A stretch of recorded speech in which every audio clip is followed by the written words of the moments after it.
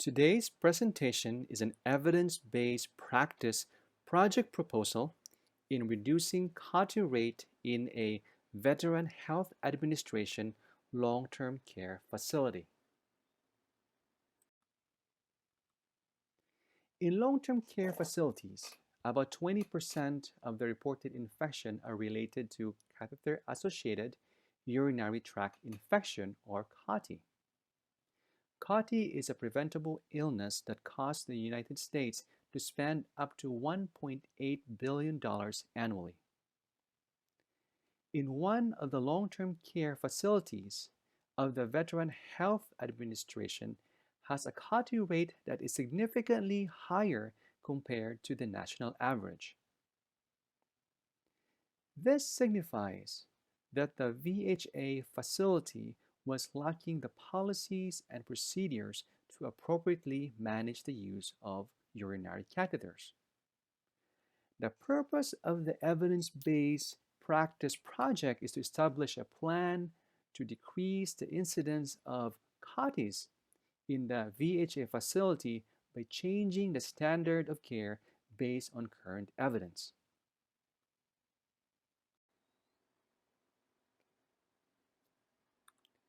Before we proceed, let us understand the pathways of how a patient commonly acquires urinary tract infection.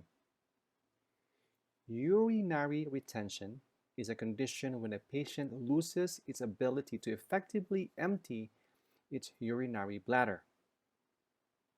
It is important that urinary retention is addressed because it can lead to severe or fatal complications.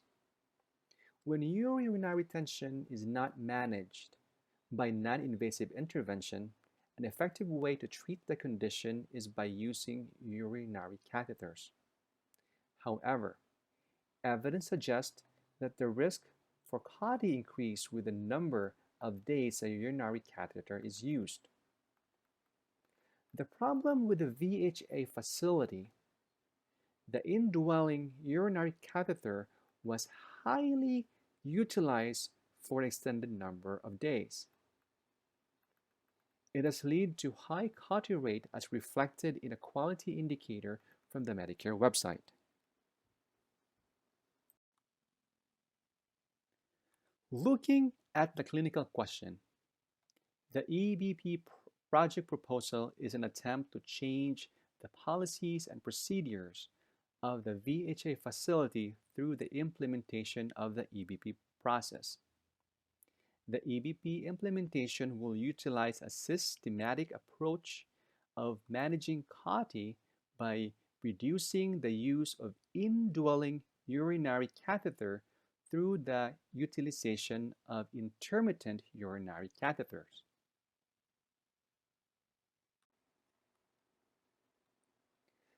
The next important step of the EBP project is to search and synthesize the most appropriate evidence to answer the clinical question.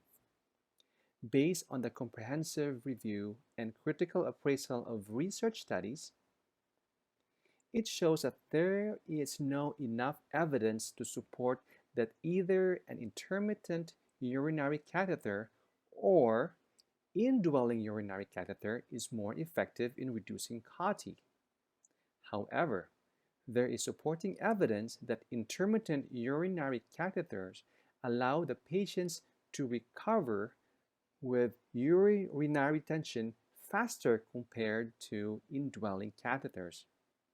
There's also strong evidence that intermittent urinary catheter can prevent long-term complications of the indwelling urinary catheter.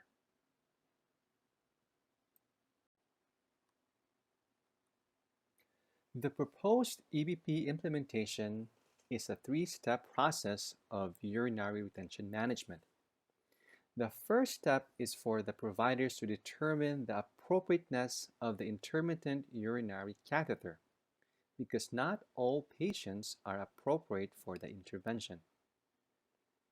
If the patient is appropriate for intermittent catheter, step 2 is to make the intervention as the primary option to treat urinary retention. Then step 3 is to manage the intermittent urinary catheter according to the CDC guidelines until urinary retention is resolved. However, if step 1 determines that the patient is not appropriate for the intermittent catheter, the next step is step 3 following the CDC guidelines in managing the indwelling catheter. With the indwelling catheter in place, the provider is required to reassess the appropriateness of the intervention every 30 days. This means that the physician will once again follow the 3-step process starting with step 1. The idea of the EBP implementation is to keep following the process until urinary catheter is discontinued.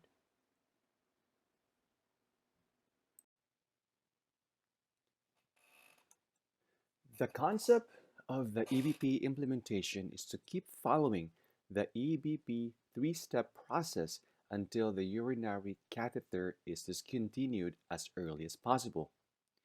When there is an active intervention of reducing the use of urinary catheter, it will also reduce the incidence of COTI.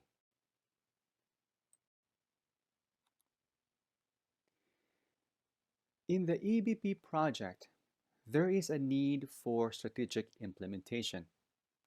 According to studies, about 50% of organizational change initiatives and 81% of cultural change efforts were not successful. This signifies that any change efforts or EBP implementation will most likely fail without the proper strategy, planning, and systematic method. For the EBP project, the Cotter change model will be integrated into the implementation process. It is about utilizing the see, feel, change principle that will allow the stakeholders to be emotionally engaged in bringing change.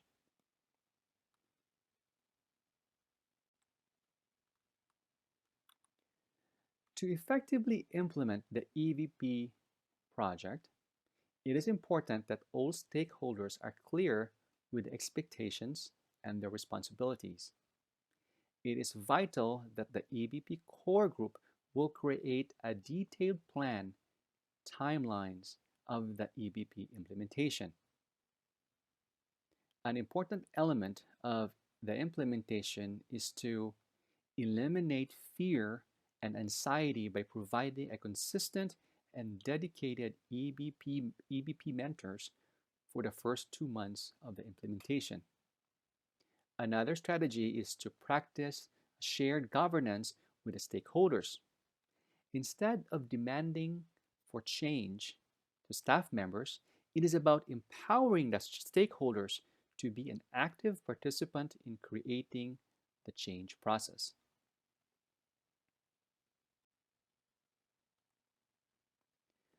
Another important process is data collection.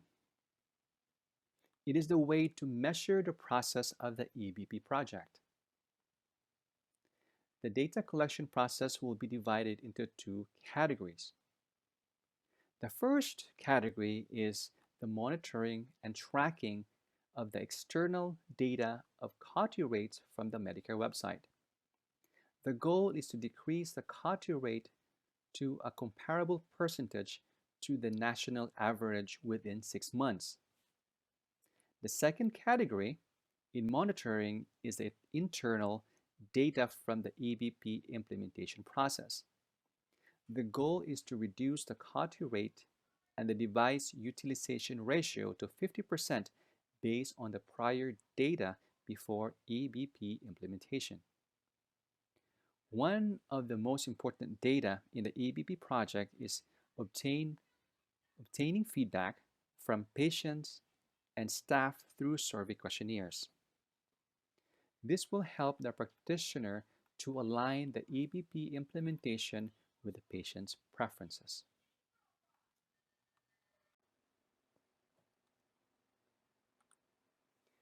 After gathering the measurable data, this will allow the practitioner to evaluate the progress of the EBP project.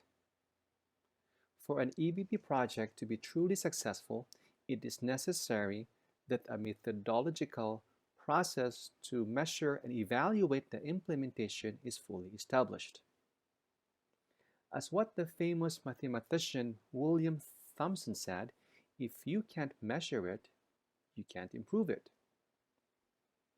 In evaluating the project, the practitioner needs to determine if the EBP implementation is enhancing the quality of care, improving patient outcomes, reducing costs, and empowering the staff.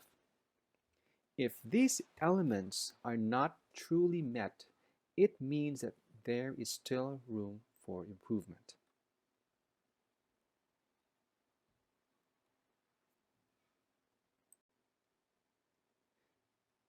Thank you for listening. It is now time for question and answer.